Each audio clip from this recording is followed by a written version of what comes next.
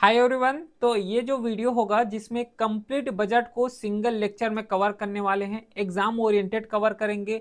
जो इसमें basic term आते हैं जिसको समझना बहुत जरूरी है। ये देखो, न केवल ये जो है पेपर 1 में काम आएगा, ध्यान रखना है पेपर 2 में भी बहुत ज्यादा काम आने वाले हैं। क्योंकि बजट एक ऐसा इंपॉर्टेंट सोर्सेज है जहां से डायरेक्टली कोट कर सकते हो पेपर 2 में।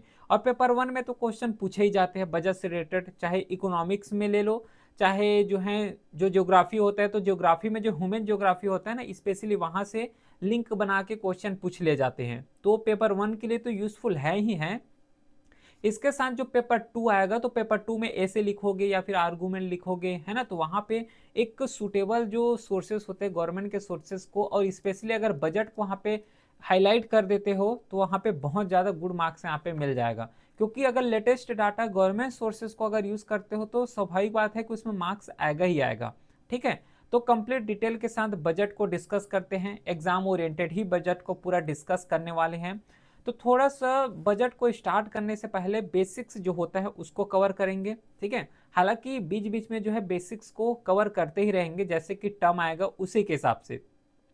लेकिन थोड़ा सा आगे बढ़ने से पहले सबसे पहले ये जानो कि जो बजट लिखा हुआ होता है ना, पहले बात तो जो कॉन्स्टिट्यूशन बने थे तो उस समय बजट को इंक्लूड नहीं किए गए थे। बजट को इंक्लूड नहीं किए गए थे, इसका मतलब ये है कि जो स्पेशली जो बजट टर्म है उस बजट टर्म को यहाँ पे नहीं लिखे गए थे। ठीक है। क्या लिखे गए थे उसके बजाय एनुअल फाइनेंशियल स्टेटमेंट, जो कि आर्टिकल 112 यहाँ पे बताता है, जिसमें से एनुअल फाइनेंशियल स्टेटमेंट करके डिफाइन किए गए कॉन्स्टिट्यूशन में, सिंगल बजट करके नहीं दिए गए हैं। तो यहाँ पे वही चीज लिखा हुआ है कि बजट जो है इट सेल्फ मेंशन ही नहीं है कॉन्स्टिट्यूशन में। बाकी इसे जो है मिनिस्ट्री ऑफ फाइनेंस एंड उसमें जो डिपार्टमेंट होता है डिपार्टमेंट ऑफ इकोनॉमिक अफेयर्स, इसके द्वारा हर साल इसे पब्लिश किए जाते हैं। तो प्रीवियस क्लास में इकोनॉमिक सर्वे डिस्कस किए थे, याद है ना, है ना। उसके बाद जो है जस्ट जैसे इकोनॉमिक सर्वे रिलीज किए जाते हैं उसके नेक्स्ट डे ही बजट को रिलीज किए जाते हैं पार्लियामेंट में। तो हिस्ट्री जो है थोड़ा सा यहाँ पे कवर कर लेते हैं कि जो 7 अप्रैल 1860 में फर्स्ट टाइम जो जेम्स विल्सन है, क्योंकि 1860 में जो कि ब्रिटिश इंडिया ईस्ट कंपनी जो है ब्रिटिश का, वो इंडिया में रूल कर रहे थे, पूरा कोलोनाइज बना के रखे थे। तो उस समय जो है जेम्स विल्सन के द्वारा फर्स्ट टाइम इंडिया में बजट प्रिपेयर किए गए थे, फर्स्ट फाइनेंशियल मेंबर के तौर पे। फिर जैसे ही इंडिया इंडिपेंडेंस हुए 1947 में, तो 1947 का टाइम था जहां पे इंडिया का सिचुएशन उतना ज़्यादा अच्छे नहीं थे। तो इंडिया के सिचुएशंस को अब जो है बूस्ट करने के लिए, क्योंकि उस समय इंडिया इंडिपेंडेंस भी हो गए थे, तो उसको अब बूस्ट करने के लिए अब India as a member, as a parliament member, first जो 1947-48 में अली खान के द्वारा फर्स्ट इंटरिम गवर्नमेंट इंडिया में प्रेजेंट किए गए थे। इंटरिम गवर्नमेंट क्यों? क्योंकि उस समय जो है इलेक्शंस कंडक्ट नहीं हुए थे जिसके थ्रू जो है मेंबर या फिर एमएलए वहां पे जाके बैठ सके पार्लियामेंट में। तो इंटरिम गवर्नमेंट के तौर पे यहाँ पे फर्स्ट जो 1947 में अली खान के द्वारा बजट प्रिपेयर किए गए थे। फिर जैसे इलेक्शंस कंडक्ट हुए, मेंबर एमएलए जो है पार्लियामेंट में जाने लगे, है ना, वहाँ पे जो है पूरा सिटिंग सेशन स्टार्ट हुए। तो आर के जो सेठी हैं इसके द्वारा जो है फर्स्ट इंडिया बजट प्रिपेयर किए गए थे, और इंडिया का पूरा जो बजट है उसको इम्प्लीमेंट किए गए थे 26 नवंबर 1947 में। तो इस तरीके से जो बजट का प्रोविज़न है, ट्रेडिशनल वे में जो बजट का प्रोविज़न चले आ रहे हैं, कि जैसे कि पहले इकोनॉमिक सर्वे आएगा, इकोनॉमिक सर्वे के जो नेक्स्ट जो डे होगा उसमें बजट को यहाँ पे टेबल रखे जाएंगे पार्लियामेंट में। तो उसी के सीक्वेंस में इसी तरीके से 2026 और 27 का जो बजट है उसको टेबल रखे गए हैं पार्लियामेंट में। तो बजट को तो यहाँ पे कवर करेंगे, जिसमें से इस साल का जब बजट को जब पढ़ोगे तो इसमें कर्तव्य के बारे में यहाँ पे बात किए गए हैं। टोटल जो बजट है उसमें 3 कर्तव्य रखे गए हैं। कर्तव्य मतलब होता है ड्यूटी। तो जो बजट है 3 कर्तव्य के मामले में यहाँ पे गाइड किए जाएंगे। ठीक है। कौन कौन से यहाँ पे इस बजट में बताए गए हैं कि जो इकोनॉमिक ग्रोथ होगा इसको एक्सेलरेंट मिलेगा, इकोनॉमिक ग्रोथ बहुत अच्छे तरीके से किए जाएंगे 26-27 का जो सेशन है उसमें। और जो पीपल का कैपेसिटी बिल्डिंग है, तो कैपेसिटी बिल्डिंग में यहाँ पे ज़्यादा ध्यान दिया जाएगा। अब कैपेसिटी बिल्डिंग कई तरीके से किया जा सकते हैं, चाहे जैसे कि स्किल डेवलपमेंट करके या फिर R&D फील्ड में जो है एम्प्लॉय करके। तो ये कैपेसिटी बिल्डिंग होता है, क्योंकि कैपेसिटी बिल्डिंग अगर बूस्ट होगा तो ऑटोमेटिकली इंडिया का जो इकोनॉमिक ग्रोथ है वो बूस्ट हो जाएगा। प्लस यहाँ पे इंक्लूसिव डेवलपमेंट के बारे में बताए गए हैं इस बजट में। इंक्लूसिव डेवलपमेंट मतलब होता है होल डेवलपमेंट, जैसे कि फाइनेंशियल इंक्लूजन्स टर्म सुनते हो ना, इंक्लूजन्स का यहाँ पे मतलब होता है कि पूरा होल इंडिया का यहाँ पे बात किए जा रहे हैं, ठीक है, चाहे वो इलाइट पीपल हो चाहे वो पुअर पीपल हो, इस तरीके से। 3 कर्तव्य यहाँ पे बात किए गए हैं, तीनों कर्तव्य को याद रखना है ना, सीक्वेंस में भी पूछे जा सकते हैं या फिर जो मैचेस होते हैं वहां पे पूछे जाते हैं। सस्टेन इकोनॉमिक ग्रोथ पहला कर्तव्य है, सेकेंड कर्तव्य फुलफिल एस्पिरेशंस, और थर्ड कर्तव्य है सबका साथ सबका विकास। तो इस तरीके से 3 कर्तव्य के बेस में पूरा इस साल का बजट है उसको प्रिपेयर किए गए हैं। फर्स्ट जो कर्तव्य है सस्टेन इकोनॉमिक ग्रोथ, इसका मतलब है कि जितना भी इकोनॉमिक ग्रोथ होगा इंडिया में, इकोनॉमिक ग्रोथ जो किए जाएंगे वो प्रोडक्टिविटी को इन्हेंस करके होंगे। उसी के साथ जो कॉम्पिटेटिवनेस है इंडिया में उसको यहाँ पे बूस्ट मिलेगा। जो बिल्ड रिजेलेंट होते हैं अगेंस्ट ग्लोबल वोलाटाइल या फिर अगेंस्ट ग्लोबल डायनेमिक्स, क्योंकि अभी जो है ग्लोबल लेवल में बहुत ज़्यादा इशू चल रहे हैं, चाहे यूएस का ले लो चाहे वेनेजुला का ले लो, तो फिर अभी जो है रिसेंटली रशिया यूक्रेन वार भी हुए हैं। तो इस तरीके से अगर सिनेरियो को देखा जाए ग्लोबल लेवल में और उस सिनेरियो को कंपेयर करके इंडिया को एज अ बूस्ट करना है, क्योंकि इंडिया का टारगेट है कि 2047 तक जो है इंडिया अपने लेवल में डेवलप्ड नेशन होगा। तो जो है इस तरीके से प्रोडक्टिविटी को इन्हेंस करके कॉम्पिटिटिवनेस को बढ़ा के जो रिजिलेंस को बिल्ड करना है इसके थ्रू यहाँ पे अचीव किए जा सकते हैं। फिर जो एस्पिरेशंस हैं उसको फुलफिल करने का काम यहाँ पे किए जाएंगे। जितना भी एस्पिरेशंस हैं, चाहे यूथ के मामले में एस्पिरेशंस हो चाहे सिटीजन होल सिटीजन्स का जो क्या बोल सकते हो जो एस्पिरेशंस हैं, तो इसको फुलफिल किए जाएंगे। फिर जो थर्ड कर्तव्य है जिसमें सबका साथ सबका विकास बात किए हैं, जिसमें से पूरा फैमिली को, कम्युनिटी को, रीजन को, सेक्टर को, हर एक फील्ड को यहाँ पे रिसोर्स का एक्सेस हो सके, अपॉर्चुनिटी मिल सके। जो लास्ट माइल पीपल होते हैं है ना, इलाइट पीपल से पूरा जो पुअर पीपल है वहां तक हर एक फील्ड में यहाँ पे पहुंचाया जा सके। तो इस 3 कर्तव्य के माध्यम से, इस 3 कर्तव्य एज अ मीन बनाए हैं जिसके थ्रू पूरा बजट को यहाँ पे प्रिपेयर किए गए हैं। तो अब क्या करना है, हमें 1 बाय 1 करके पूरे यहाँ पे जो कर्तव्य हैं उस कर्तव्य को अब कवर करते हैं। जो एग्जाम ओरिएंटेड है उसको ही कवर करेंगे।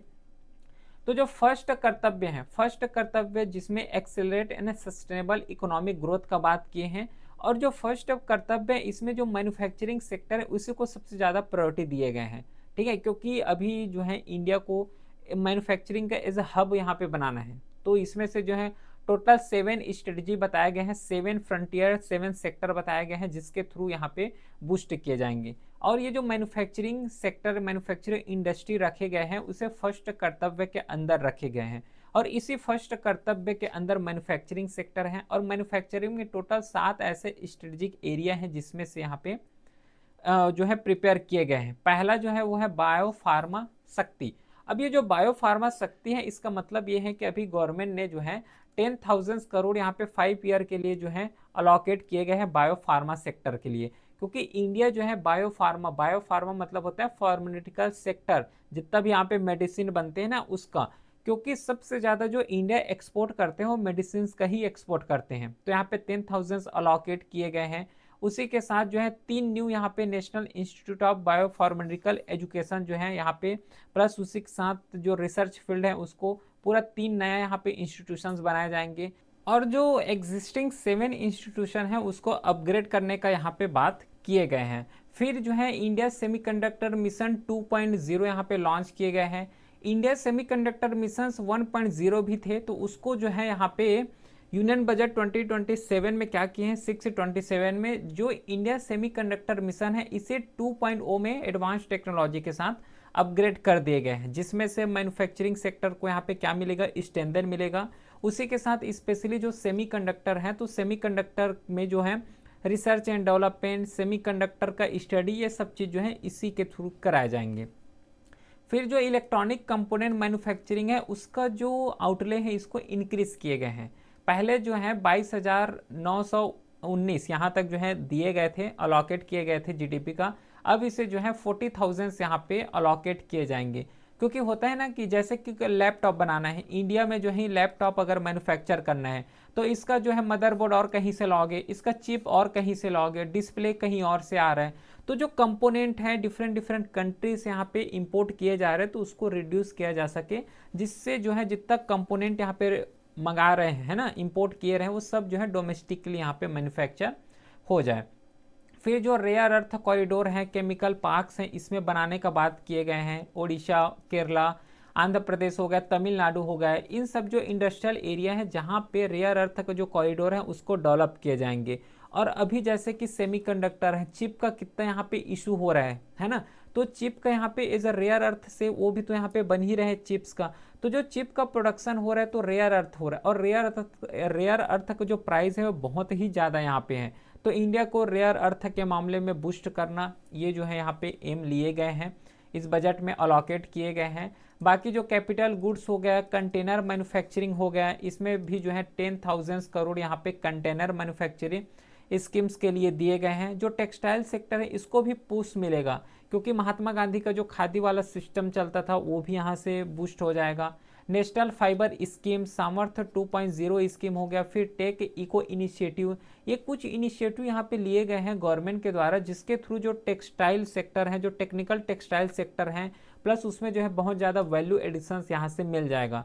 तो जो टेक्सटाइल सेक्टर है उसको बहुत ज़्यादा पुश मिलेगा, क्योंकि डिफरेंट डिफरेंट प्रोग्राम यहाँ पे लॉन्च किए गए हैं।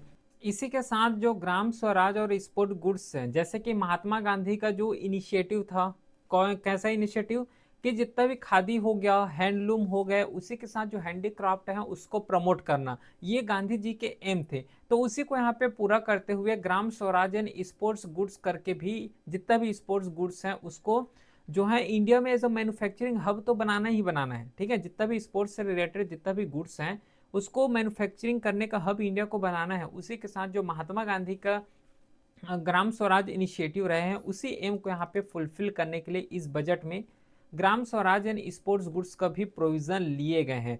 उसी के साथ जो 200 न्यू जो लेजेसी इंडस्ट्रियल जो क्लस्टर है उसमें अनाउंस किए गए हैं इसी स्कीम के थ्रू। और जो एमएसएमई सेक्टर है उसको 10,000 करोड़ यहाँ पे फंडिंग ग्रोथ करने का यहाँ पे प्रोविजन दिए गए हैं। क्योंकि अगर कोई इंटरप्रेनर या फिर इंटरप्राइजेस है तो इंटरप्राइजेस को अपलिफ्टमेंट करने के लिए, और कब अपलिफ्टमेंट हो जाएगा, कब अपलिफ्टमेंट होगा, जब उसके पास बैक में फंडिंग होंगे। तो उसी फंडिंग को यहाँ पे पहुंचाने के लिए 10,000 करोड़ यहाँ पे एसएमई ग्रोथ, ठीक है, एसएमई ग्रोथ फंड यहाँ पे दिए गए हैं, अलोकेट किए गए हैं इसी के थ्रू।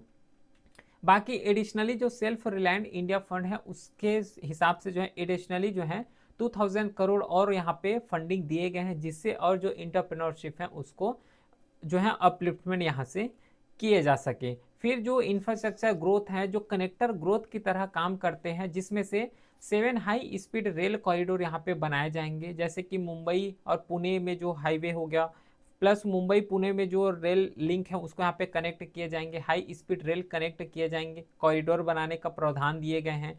पुणे से हैदराबाद हो गया, हैदराबाद बेंगलुरु, हैदराबाद चेन्नई, फिर चेन्नई बेंगलुरु हो गया, दिल्ली वाराणसी हो गया।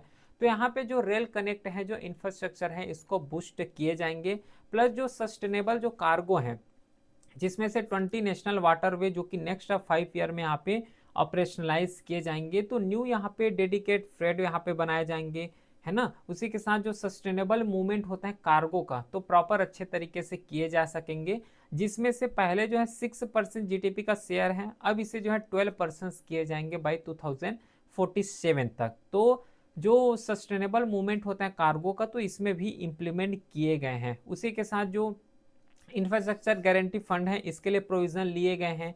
सिटी इकोनॉमिक जो रीजन है, जितना भी सिटी इकोनॉमिक रीजन है जो कि गवर्नमेंट के द्वारा प्रपोज किए गए हैं, इसे मैप सिटी यहाँ पे बनाने का काम किए जाएंगे। स्पेसिफिक ग्रोथ ड्राइवर, जैसे कि कोई एक एरिया हो गया, पार्टिकुलर एरिया हो गया, उसे सेमीकंडक्टर हब बना दिए, है ना। कोई पार्टिकुलर एरिया हो गया जिसे चिप मैन्युफैक्चरिंग हब बना दिए, तो उसे जो है एज अ मैपिंग यहाँ पे सिटी बनाने का यहाँ पे काम किए जाएंगे, ये बोले गए हैं। साथ ही में जो कार्बन कैप्चर का स्कीम्स यहाँ पे लाए गए हैं, क्योंकि अभी जो है रिसेंटली कार्बन डाइऑक्साइड बहुत बढ़ रहे हैं, कार्बन डाइऑक्साइड के साथ जितना भी ग्रीन हाउस गैसेस है उसके इमिशंस बहुत ज़्यादा बढ़ रहे हैं।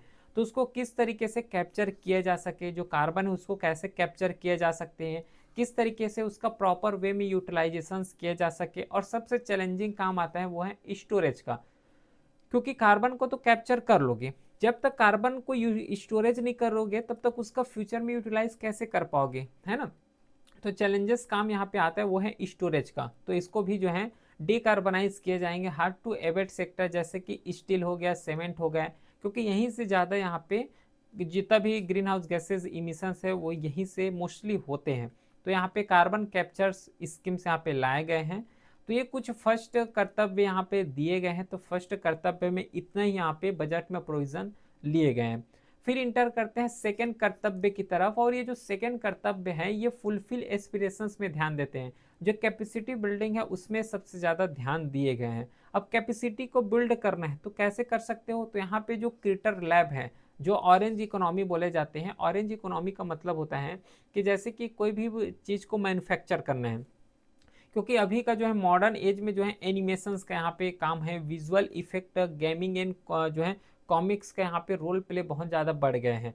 तो ऑरेंज इकोनॉमी का सिंपल मतलब है कि ये सब चीज़ जो है पहले भी होते थे, लेकिन पहले ट्रेडिशनल वे में होते हैं, लेकिन उस ट्रेडिशनल वे में इसे जो है एज अ मॉडर्न वे में टेक्नोलॉजी का यूज़ करते हुए यहाँ पे उसी काम को किए जाएंगे, और उस एरिया को बोले जाते हैं ऑरेंज इकोनॉमी। तो इसी के रेस्पेक्ट में 15,000 सेकेंडरी स्कूल्स यहाँ पे लैब इस्टेब्लिश किए जाएंगे, प्लस 500 कॉलेजेस में इस तरीके से लैब को इस्टेब्लिश किए जाएंगे, ताकि जितना ज़्यादा यहाँ पे स्टूडेंट आ सके उसका इंगेजमेंट बढ़े, और जो एक कैपेसिटी बिल्डिंग का एम है कि 2026-27 में हो सके उसको अच्छे तरीके से यूटिलाइज किया जा सके। साथ ही साथ जो हॉस्पिटलिटी है तो नेशनल इंस्टीट्यूशन ऑफ हॉस्पिटलिटी यहाँ पे इस्टेब्लिश किए जाएंगे, और इसमें प्रपोजल भी दिए गए हैं। बाकी जितना भी होटल मैनेजमेंट, फिर जो है कैटरिंग टेक्नोलॉजी है उसको अपग्रेड किए जाएंगे, जितना भी कॉलेजेस हैं उसको अपग्रेड किए जाएंगे, चाहे वो टूरिज्म इंडस्ट्री के रेस्पेक्ट में बात करें या फिर एकेडमिया के रेस्पेक्ट में बात करें, एकेडमिक्स के रेस्पेक्ट में बात करें, तो इसमें भी जो है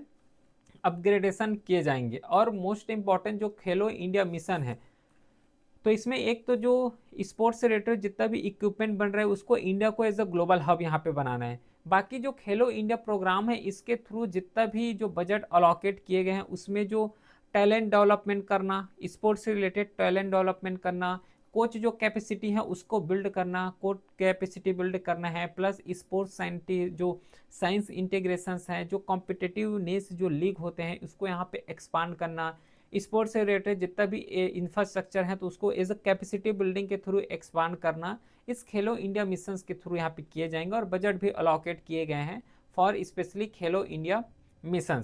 फिर जो मेडिसिन वैल्यू टूरिज्म है उसको भी जो है प्रपोजल में रखे गए हैं। जो स्टेम है वुमेन इन स्टेम, जैसे कि 1 गर्ल्स हॉस्टल जो कि स्टैब्लिश किए जाएंगे हर एक डिस्ट्रिक्ट में थ्रू विएबिलिटी गैपिंग फंडिंग के थ्रू या फिर कैपिटल सपोर्ट के थ्रू स्टैब्लिश किए जाएंगे। ये तो हो गया सेकेंड कर्तव्य। अब इंटर करते हैं थर्ड कर्तव्य के थ्रू, और थर्ड कर्तव्य यहाँ पे बोले गए हैं सबका साथ सबका विकास। यही है तीसरा कर्तव्य, जिसमें से जो एग्रीकल्चर फील्ड है, क्योंकि एट प्रेजेंट अगर देखोगे तो चाहे मैन्युफैक्चर का बात करो जो सेकेंडरी सेक्टर में आते हैं, चाहे टर्चरी सेक्टर का बात करो जो कि थर्ड सेक्टर होते हैं, तो इसमें जो टेक्नोलॉजी का इंटीग्रेशन है बहुत ज़्यादा रैपिड वे में हो रहा है, बहुत ज़्यादा टेक्नोलॉजी का इंटीग्रेशन हो रहा है एक्सेप्ट एग्रीकल्चर और प्राइमरी सेक्टर। तो भारत विस्तार जो कि virtually integrated system to access agriculture resources जिसे लॉन्च किए गए हैं, इसके थ्रू क्या होगा कि जो एग्रीकल्चर है उसको रिवॉल्यूनाइज किए जाएंगे, प्लस जो एग्रीकल्चर में जितना भी मॉडर्न इक्विपमेंट यूटिलाइज किए जा सकते हैं तो उसको भी यहाँ पे किए जाएंगे। साथ ही साथ यहाँ पे जो डाटा है उसको एक जगह हैंडल किए जाएंगे, जैसे कि एग्रीस्टेक हो गया, ICAR हो गए, इसके थ्रू जो डाटा है उसको एग्रीगेट किए जाएंगे। और साथ ही साथ जो मॉडर्न टेक्नोलॉजी यहाँ पे यूज़ किए जाएंगे, तो जो एक फार्मर होते हैं तो फार्मर को एक प्लेटफॉर्म मिल जाएगा जिसके थ्रू अपने जो अनाज है उसको सेल कर पाएंगे विथ मैक्सिमम आउटपुट। उसी के साथ जो है सी मार्ट भी यहाँ पे भी खोले जाएंगे, क्योंकि अभी जो है एक स्कीम चल रहा था लखपति दीदी वाले स्कीम, इस तरीके से स्कीम चल रहे थे, और ये जो स्कीम्स हैं जो है बहुत ज़्यादा सक्सेसफुल हुए, तो इसी को ध्यान में रखते हुए सी मार्ट यहाँ पे खोले जाएंगे, जो कि सेल्फ हेल्प ग्रुप वाले जो वुमेन है उसी के द्वारा इसे रन किए जाएंगे। इसमें से जितना भी डेली सामान हो गए वो मिलने वाले हैं, जैसे कि नॉर्मली जो मार्ट होते हैं ना उसमें मिलता है सेम वैसे ही। प्लस जो मेंटल हेल्थ इंफ्रास्ट्रक्चर है इसको भी बूस्ट किए जाएंगे। साथ ही साथ जो थर्ड कर्तव्य इसमें जो नदर्न ईस्टर्न प्रोविंसेस हैं उसमें जैसे कि अरुणाचल प्रदेश हो गया, सिक्किम हो गए, असम, मणिपुर, मिजोरम, त्रिपुरा हो गए, तो इसमें जो है एक जो इंडस्ट्रियल कॉरिडोर है उसको डेवलप में किए जाएंगे, इंडस्ट्रियल कॉरिडोर यहाँ पे डेवलप किए जाएंगे, जो बुद्धिस्ट सर्किट है इसको डेवलपमेंट किए जाएंगे, है ना, इंडस्ट्रियल कॉरिडोर तो डेवलप करेंगे करेंगे। फिर जो है दिव्यांगजन जो है, ठीक है, दो जो दिव्यांगजन है उसको यहाँ पे सपोर्ट दिए जाएंगे। इस तरीके से जो है बजट में प्रोविज़न लाए गए हैं। अगर बजट कवर कर रहे हैं और उसमें से टैक्स के बारे में अगर ना कवर किए तो बजट यहाँ पे अधूरा हो जाता है, ठीक है।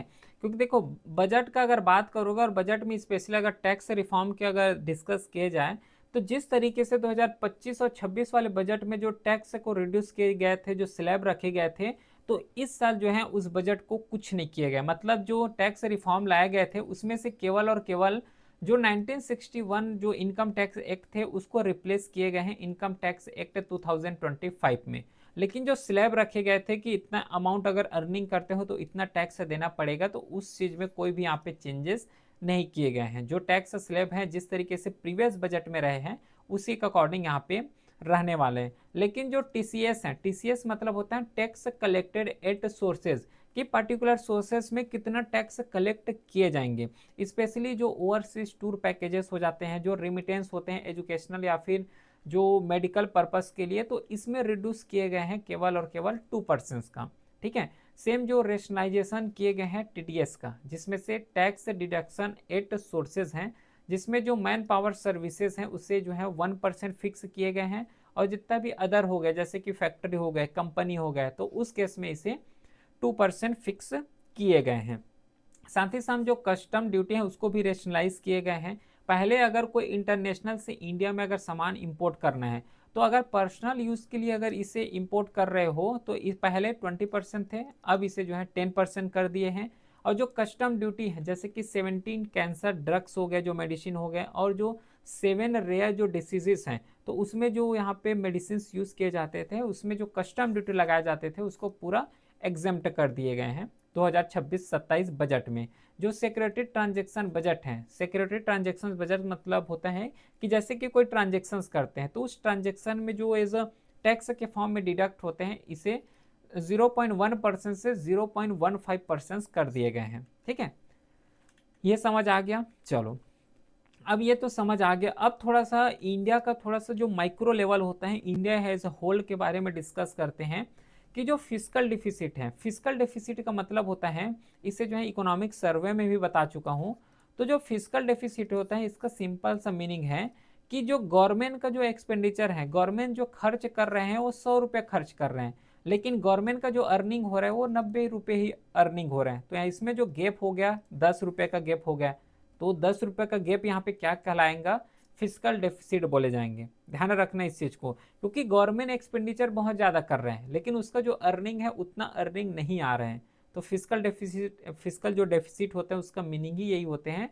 तो इसको 4.3% ऐसा प्रोजेक्ट किए गए हैं कि 26-27 में 4.3% का ही जीडीपी का रहेगा फिजिकल डेफिसिट, इस तरीके से। बाकी यहाँ पे इस बार डायग्राम को अगर एक्सेस भी किया जाए तो 4.30 यहाँ पे बताए भी गए हैं, ठीक है। बाकी जो टैक्स डेट टू जीडीपी जो रेशियो है इसमें डिक्लाइन देखने को मिला है 55.6% का, ये बोले हैं। जो कैपिटल एक्सपेंडिचर है, कैपेक्स मतलब क्या होता है, देखो एक्सपेंडिचर का मतलब क्या होता है कि कोई भी चीज में खर्चा करना, ठीक है, खर्च करना मतलब एक्सपेंडिचर। लेकिन कैपिटल यहाँ पे किसको बोले गए पता है, जैसे कि एक एग्जांपल लेते हैं रोड का। अगर गवर्नमेंट के द्वारा रोड बनाए जा रहे हैं तो रोड बनाएगा तो हाईवे जैसे बना हुआ है, तो हाईवे बने हुए तो उसमें से ट्रेवल करोगे तो टोल टैक्स देना पड़ता है, तो टोल टैक्स देखो तो गवर्नमेंट के पास कुछ मनी अर्निंग होगा। तो ऐसा जो है इन्वेस्टमेंट, ऐसा एक्सपेंडिचर जहां पे अगर कहीं पे भी उसको रेवेन्यू या फिर एक्सपेंडिचर को लगा रहे हो, अगर बदले में कुछ मिल रहा है तो उसको बोले जाते हैं कैपिटल एक्सपेंडिचर।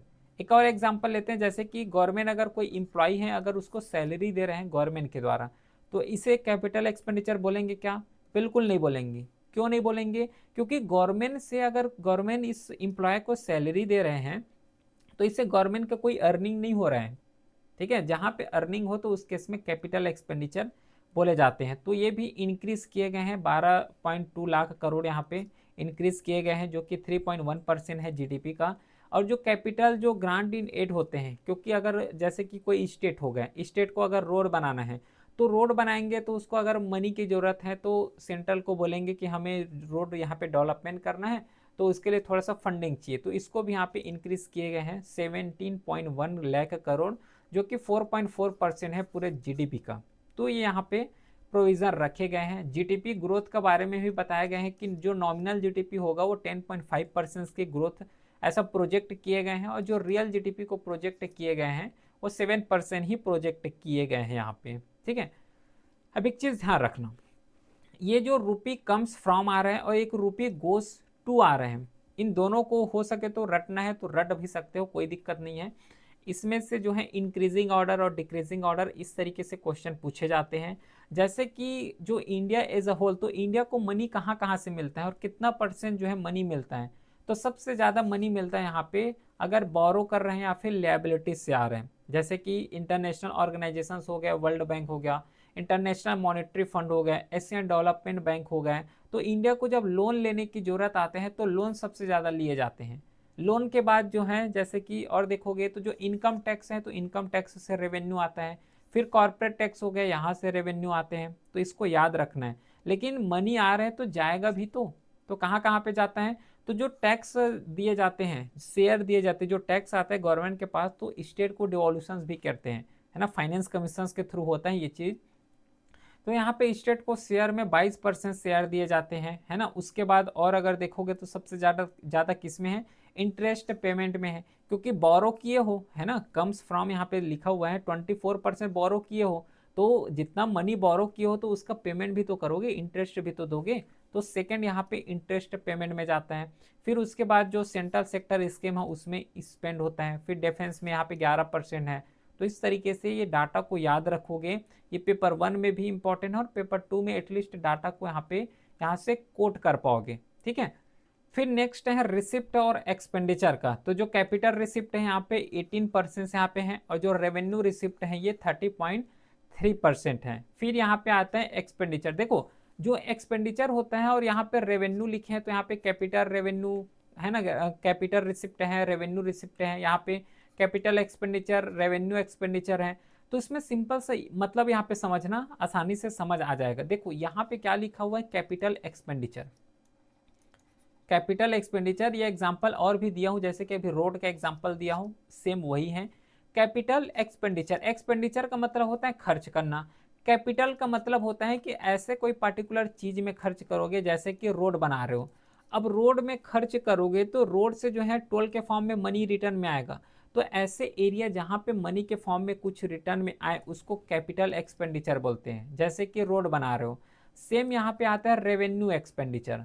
ठीक है, अब ये जो रेवेन्यू एक्सपेंडिचर है, जैसे कि एग्जांपल लेते हैं सैलरी का, अगर गवर्नमेंट एम्प्लॉय को अगर सैलरी दे रहे हो तो वहां से गवर्नमेंट को रेवेन्यू आएगा क्या, नहीं आएगा, वो तो एक्सपेंडिचर हो रहे हैं, है ना, जो गवर्नमेंट एम्प्लॉय है उसको सैलरी दे रहे हो, तो वो एग्जाम्पल होते हैं रेवेन्यू एक्सपेंडिचर का। तो जैसे कि 2025-26 में जो रेवेन्यू एक्सपेंडिचर रहे हैं वो 38 लाख करोड़ रहे हैं, लेकिन जो है ये बढ़ गए हैं। ठीक है, 41.3% या फिर 41.3 करोड़ यहाँ पे बढ़े हुए हैं सब 26-27 में।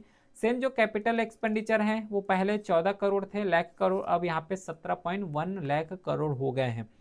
तो ये डाटा है, इंपॉर्टेंट डाटा यहाँ पे कोट करोगे। और ये जो पॉइंट है इसको याद रख लेना, प्रीवियस जब आए थे जो है 2025-26 में जो बजट आया था उसमें जो डिफेंस सेक्टर है, डिफेंस सेक्टर सबसे हाईएस्ट में रखे गए थे, उसी को सबसे ज़्यादा अलोकेट किए गए थे, लेकिन अभी जो है सेकंड नंबर में प्लेस किए हैं। सबसे ज़्यादा जो अलोकेशन हुआ है वो ट्रांसपोर्ट सेक्टर को अलोकेशन हुआ है, उसके बाद डिफेंस सेक्टर को अलोकेट किए गए हैं, फिर रूरल सेक्टर को यहाँ पे रूरल डेवलपमेंट के लिए अलोकेशंस किए गए हैं। तो इस पॉइंट को याद रखोगे, बहुत ज़्यादा इंपॉर्टेंट फिगर्स हैं, है ना, मैप्स हैं, ये सबको याद होना चाहिए। उसी के साथ जो आर्टिकल, इससे कुछ आर्टिकल बिलोंग करते हैं बजट से, इसको भी एक बार याद में रखना है। टेलीग्राम चैनल में नोट्स यहाँ पे अपलोड हो जाएगा, ध्यान रखना। यहाँ पे जो है नोट्स अगर ना बनाना चाहो तो नहीं बनाओ, ठीक है, इसमें कोई यहाँ पे दिक्कत नहीं है, लेकिन मेरे यहाँ पे क्या है कि नोट्स यहाँ पे मत बनाओ, क्योंकि ये जितना भी यहाँ पे लिखा हुआ है सब नोट्स के फॉर्मेट में ही लिखा हुआ है। कैसे क्या करो, देखो इसको प्रिंट आउट निकाल लो, अब प्रिंट आउट निकालने के बाद इसको जो है रीड किया करो, जैसे कि जितना ज़्यादा जो है नोट्स बनाने में टाइम वेस्ट होगा उतना ज़्यादा इसको रिविजन कर लोगे। और यहाँ पे पूरा गैप तो दिए ही होते हैं, अगर नोट्स एक्स्ट्रा बनाना है तो यहाँ पे भी लिख सकते हो, कोई दिक्कत यहाँ पे नहीं है। तो इस तरीके से स्ट्रेटजी वे में प्लानिंग के साथ प्रिपेयर करो, आराम से जो है एग्जाम क्लियर हो जाएगा। जितना नोट्स बनाने में टाइम वेस्ट होता है उसको रिविजन में करो, क्योंकि अल्टीमेटली वो एग्जाम में काम आएगा, वो नोट्स काम नहीं आएगा, वो जो है माइंड में जो रहेगा, जो रिविजन किए रहोगे वही काम आएगा। ठीक है, तो इस तरीके से पूरा बजट को डिस्कस किए हैं डिटेल के साथ। कोई भी क्वेरी हो तो व्हाट्सअप नंबर भी है, मैसेज कर सकते हो। टेलीग्राम चैनल में पीडीएफ जो है अपलोड हो जाएगा, तो वहां से एक्सेस करके एक बार रीड यहाँ पे कर सकते हो। फिर मिलते हैं नेक्स्ट क्लास में, तब तक के लिए thank you, have a great day.